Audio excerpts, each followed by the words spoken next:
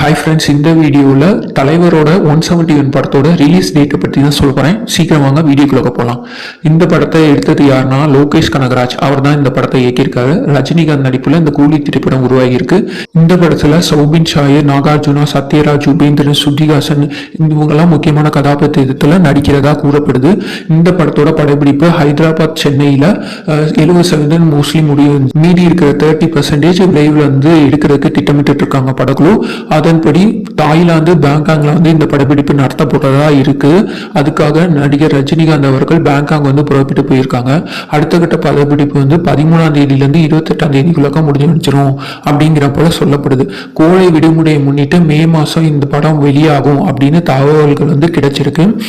Release தேதி குறித்த புதிய தகவல்களும் வெளியாயிருக்கு. அதன்படி கூலி திரைப்படத்தை ஆகஸ்ட் மாதம் 14ஆம் தேதி சுதந்திர தினத்தை முன்னிட்டு உலகம் முழுவதும் திரையிடப்படலாம் அப்படின்னு ஒரு அப்டேட் வந்திருக்கு. ஏற்கனவே 2023 சுதந்திர தினத்தை முன்னிட்டு தான் ஜெயிலர் படம் வந்துச்சு, மாசான வெற்றியை கொடுத்துச்சு.